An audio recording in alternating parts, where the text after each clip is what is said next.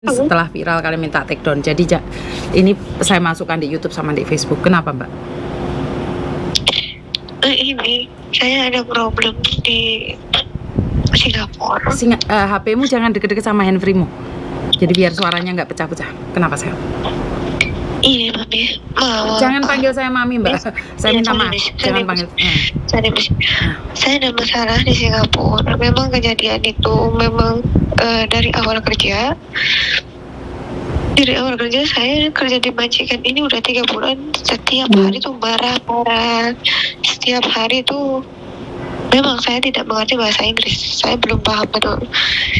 Dari pertama kerja saya belum bahasa Inggris, dia suka marah karena saya belum mengerti dengan logat no understand.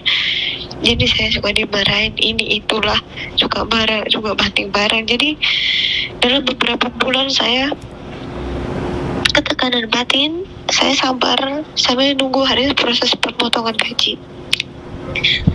Dari situ bertahan meskipun saya banyak diomelin, meskipun saya dimarahin, gak apa-apa, aku harus sabar, aku harus bertahan. Kalaupun aku nanti pulang, aku nanti tanpa potongan, aku sabar melakukan kerjaan meskipun itu kena marah. Meskipun saya berbahasa Inggris belum begitu mengerti. Saya handfree-mu jangan deket-deket boleh nggak Mbak? Handfree-mu jangan deket-deket. Iya, please, sorry. Dilepas itu handfree-nya lebih baik. Terus? Oke. Dan habis itu saya kerja dengan hati-hati lah supaya potongan saya selesai. Dan sampai potongan selesai, belum selesai berapa bulan, saya kena problem.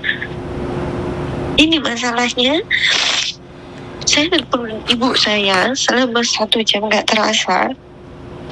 Pas hari itu hari libur. Jadi saya tahu majikan udah ada di duduk sofa. Saya bilang, selamat pagi ma'am, good morning ma'am. Dan situ ma'am menyindir-nyindir soal karena saya telepon 1 jam. Saya minta maaf karena ibu saya sakit. Kenapa ya kamu kasih problem aku begitu banyak? Iya ma'am, saya minta maaf. Dari awal memang saya tidak mau memegang HP di saat kerja. Tapi dari ma'am kasih kepercayaan saya pegang HP, disuruh ambil food. Dari situ saya teledor, yes, dengan kerjaan semuanya. Saya suka kadang berkabar dengan anak, biasanya tuh malam gitu. Dari situ saya merasa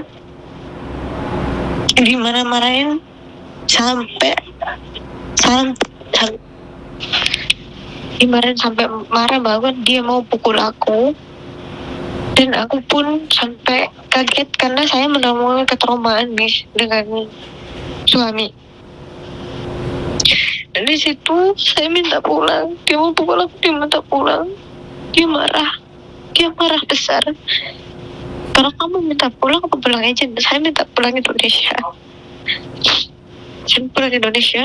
Habis itu dia marah hebat banget. HP saya direbut, seolah-olah saya merebut apanya dia. Dia pengen tahu isi HP saya. Dia merebut sampai HP saya ininya rusak. Dan dia manggil suaminya datang ke bawah. Dia manggil suaminya datang ke bawah. Dia cerita, kenapa kamu masih problem masalah ini keluar. Iya sorry saya tadi telepon ibu sampai nggak terasa sampai 1 jam. Apa yang kamu mau? Dia berbicara bahasa Inggris. Saya mau pulang.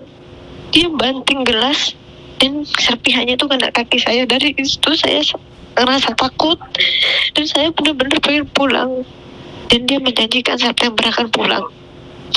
Sampai Oktober saya nggak dipulangin, Miss. Dari situ malam kena marah, HP dijatah, saya nggak bisa telepon, harusnya SMS, HP harus ditaruh depan CCTV. Dari situ aku benar-benar nggak tahan, sudah habis potongan. Aku kabur, Miss. Aku kabur dengan keadaan yang sangat bingung. Aku benar-benar gak betah, pengen pulang. Dan di jalan aku bertemu dengan orang berhijab. Kamu mau kemana? Aku mau ke MOM. Ngapain? saya pingin pulang. Dan orang ibu tadi bilang jangan ke FOM, kalau bisa ke polis aja, nanti kalau ke FOM kamu nggak dapat repot, nggak bakal diproses. Kalau ke polis kamu dibikin repot, nanti kamu cepat. Jadi aku nurut sama mereka, Miss. Karena kebodohan aku, sampai sekarang aku belum pulang. Aku masih di agensi dan aku bingung buat akhirnya mana apa. Aku cuma tergantung-gantung di sini, hanya panjang pas itu aja. Itu yang aku bingungin, Miss. Aku cuma pengen pulang kerja di Indonesia biar dekat sama anak-anak. Itu aja, Miss. Aku minta pertolongan dari Miss biar aku nggak lama-lama tergantung-gantung di sini. Lah kenapa kamu nggak mau telepon agent PT-mu yang di Indonesia dulu? Dulu aku berangkat dari Batam, bukan ikut PT. Dari Batam kan juga ada PT-nya dong. Kan tetap aja ada PT-nya. Kan ada yang memberangkatkan kamu. Ada Miss, ada. Dia bilang tolongnya, aku tidak tolong sama dia. Dia bilang itu bukan urusan aku, itu urusan kamu dengan polisi. Terus aku tidak tolong sama siapa. Aku di sini tuh berangkat dari kamu. Aku tidak tolong sama kamu. Gimana solusi? Kalau kayak gini aku berdiri sendiri dong gitu. Aku nggak punya siapa-siapa kecuali kamu, Mbak, gitu. Dia nggak mau tahu, meskipun di sini juga nggak tanggung jawab, Miss, masalah aku. Karena ini perbuatan aku. Iya, aku tahu ini salah aku, ini kebodohan aku. Ya kalau kamu mau pulang sendiri ya kan kamu harus punya uang tiket dong. Aku udah mempersiapkan itu, Miss. Terus berapa lama kamu kaburan di situ? Aku sudah 2 bulan di sini, Miss. Terus sih. Kan kamu ini aku dapat. Kalau gitu kan kamu bisa langsung kalau kamu punya uang kan kamu bisa beli tiket langsung terbang kan, nggak ada masalah toh? Kalau kamu ada uang. Tapi ini tadi ada surat ICA itu perpanjang sampai 21 Desember lagi, Miss. Oke. Itu kan berarti otomatis kamu kan harus ikut peraturan yang di situ, Mandu. Sementara peraturan di Singapura kan Miss Yuni nggak tahu. Ya kamu harus ikut peraturan loh. Kamu sudah berani kabur ya kamu sampai tanggal berapa itu di ICA itu ya ikuti peraturannya itu, Dondok. Benar nggak? Iya, tapi untuk kasusnya ini gimana, Miss? Lah, sampai kapan aku kayak gini? Miss Yuni nggak tahu, Dok. Tentang kasus di Singapura saya nggak tahu sama sekali. Kalau di Singapura kaburan terus seperti apa, bagaimana saya nggak tahu saya. Makanya saya selalu berpikir kenapa harus kabur? Kan bisa diselesaikan baik-baik. Kenapa harus kabur saya? Mungkin aku karena nggak sabar menunggu omongan tadi, terus hari-hari majikan aku marah lah, sedikit problem dibesar-besarin lah. Jadi aku kayak nggak fokus, Miss. Ditambah lagi aku problem dengan rumah tangga aku di kampung, jadi aku ya berantakan banget. Bukan berantakan banget, memangnya sekarang ada solusinya kamu kabur? Kan nggak ada solusinya juga. Benar nggak? Jadi kamu bilang sama saya kamu kabur karena kamu banyak masalah. Lah emangnya sekarang masalahmu selesai dengan kamu kabur? Enggak, makanya kenapa harus kabur? Pertanyaan saya kenapa harus kabur? Di saat aku beban kayak gitu tadi, di mana mungkin aku memang ekonomi, Miss. Masalah kemarin itu mana anak mau sunat, mana suami ngajak pisahan. Bukan. Sekarang masalah satu-satu kan harus diselesaikan satu-satu, Mbak. Kamu nggak bisa mencampur aduk antara kopi, susu, teh itu nggak bisa dicampur. Ya kamu harus misahin. Sekarang masalah pekerjaan ya pekerjaan, masalah rumah ya masalah rumah. Ya kalau kamu campur ini akibatnya kamu sendiri pun nggak bisa menyelesaikan masalahnya. Bener nggak? Akibatnya kamu sekarang terlunta-lunta di negeri orang. Emangnya masalah selesai? Kan tetap aja nggak selesai. Emang masalahmu sekarang selesai? Dan aku lihat suratnya itu ya, kamu mau tidak mau mengikuti peraturan yang ada di situ. Walaupun kamu punya uang, emang kamu bisa pulang? Nggak bisa. Sementara kamu berangkat ke situ nggak tahu resmi atau tidak resmi, kan saya juga nggak tahu. Harusnya kan lewat proses lewat PT. Dan kamu bilang nggak ada PT.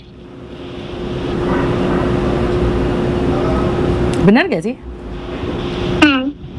Jadi itulah saya selalu katakan manfaatnya untuk bekerja lewat PT, lewat peraturan, punya segala sesuatu. Kan nggak seenak sendiri gitu, Mbak. Benar nggak sih? Ya aku tahu kamu punya masalah. Emangnya yang punya masalah kamu aja? Orang lain nggak punya masalah.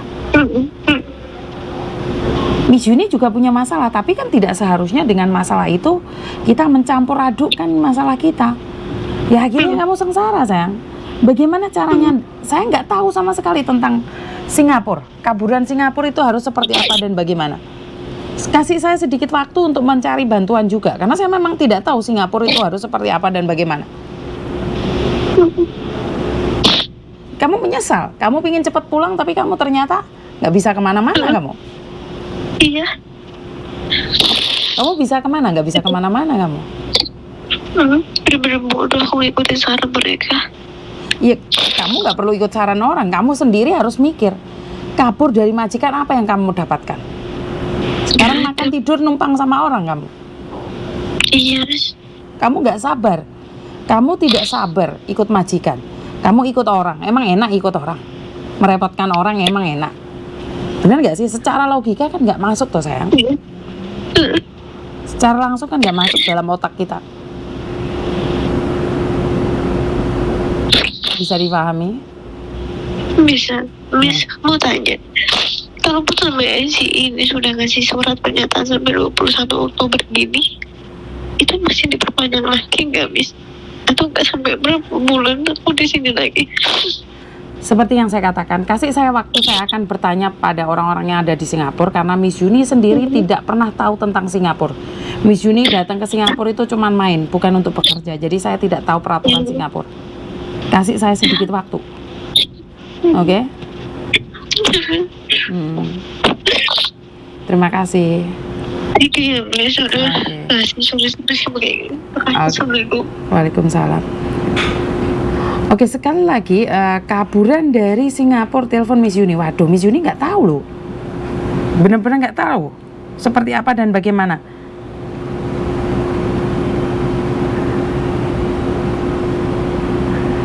Seperti apa dan bagaimana saya nggak tahu, Mbak.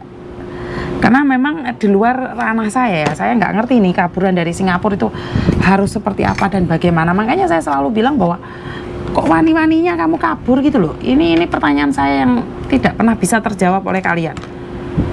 Mau keluar negeri jangan kabur-kabur lah, jangan percaya omongan orang.